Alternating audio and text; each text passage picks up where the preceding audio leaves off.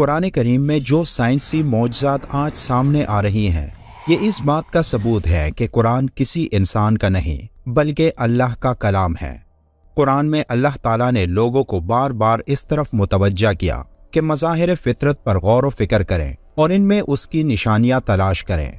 कुरान करीम की एक आयत में अल्लाह ने इस दुनिया की सबसे हकीर और कमज़ोर मखलूक की मिसाल बयान की है, जिसमें मौजूदा मतलब को समझकर एक इंसान इस दुनिया का असल मतलब जान सकता है। तमाम जानदारों में ये निशानियां मौजूद हैं, लेकिन चंद एक खास तौर पर वो हैं जिनका जिक्र अल्लाह ने कुरान पाक में फरमाया, और इन्हीं जानदारों में से एक मच्छर है। जब कुरान पाक में मकड़ी और मक्खी की मिसाल बयान हुई तो मुशरिक कहने लगे कि भला ऐसी हकीर चीज़ों के बयान की कुरान जैसी अल्लाह की किताब में क्या ज़रूरत। तब अल्लाह ने उनके जवाब में ये आयत नाजिल फरमाई। अल्लाह ताला इस बात से बिल्कुल शर्म और नदामत महसूस नहीं करता कि वो किसी मच्छर की मिसाल बयान करे या उसके ऊपर की किसी चीज़ की। जो मोमिन हैं वो यकीन करते हैं वो उनके परवरदिगार की तरफ से सच है, और जो काफिर हैं वो कहते हैं कि इस मिसाल से खुदा की मुराद ही क्या है। इसी तरह अल्लाह एक ही बात के जरिए बहुत से लोगों को गुमराह ठहराता है और बहुत से लोगों को हिदायत देता है, और इससे सिर्फ उन्हीं को गुमराही में डालता है जो पहले से ही नाफरमान है। मच्छर बेशक एक मामूली और गैर अहम सा जानदार है, मगर इस पर गौर व फिक्र किया जाए तो इसमें भी अल्लाह की बहुत सारी निशानियां देखने को मिलती हैं। अल्लाह ताला ने मच्छर के लिए कुरान में बाऊदता का लफ्ज़ इस्तेमाल फरमाया है, और ये लफ्ज़ मुअन्नस है। मच्छर की दुनिया में कोई 3,500 अक़साम हैं, और इन तमाम अक़साम में सिर्फ मच्छर की मादा ही इंसानों, हैवानों और परिंदों का खून चूसती हैं, जबकि नर मच्छर नबातात और फलों का रस चूसता है।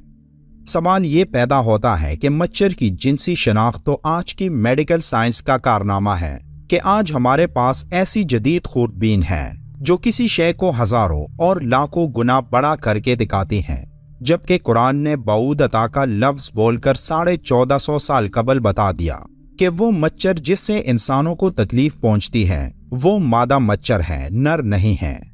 मुनाफिकों ने अगरचा मच्छर और मक्खी के छोटेपन की वजह से कुरान पर एतराज़ात किए, लेकिन अगर इनमें थोड़ी सी अकल होती और इस छोटे से जानवर की साख्त और बनावट पर गौर व फिक्र करते तो समझ लेते कि इसके बनाने में बारीक बीनी और उम्दगी की एक दुनिया सर्फ हुई है कि जिससे अकल हैरान रह जाती है।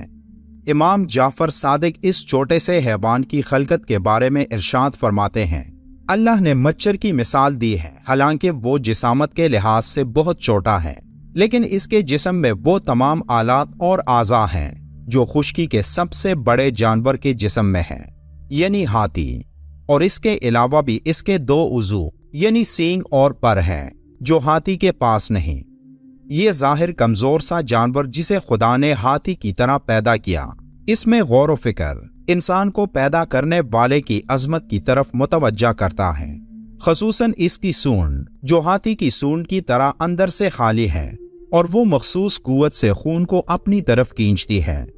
ये इतना हसास होता है कि सिर्फ किसी चीज़ के उठने से ख़तरा महसूस कर लेता है और बड़ी तेज़ी से अपने आप को ख़तरे की जगह से दूर ले जाता है। और ताज्जुब की बात यह है कि इंतहाई कमज़ोर होने के बावजूद बड़े से बड़े जानवर को आजिज़ कर देता है। हज़रत अली रज़ियल्लाहु ताला अन्हु ने फरमाया, अगर दुनिया जहाँ के सब जिंदा मखलूक़ात जमा हो जाएं और बाहम मिल के कोशिश करें कि एक मच्छर बना लें तो वो हरगिज़ ऐसा नहीं कर सकते, बल्कि इस जानदार की खलकत के असरार पर उनकी अक्लें दंग रह जाएंगी और वो थक कर अंजाम को पहुंच जाएंगे।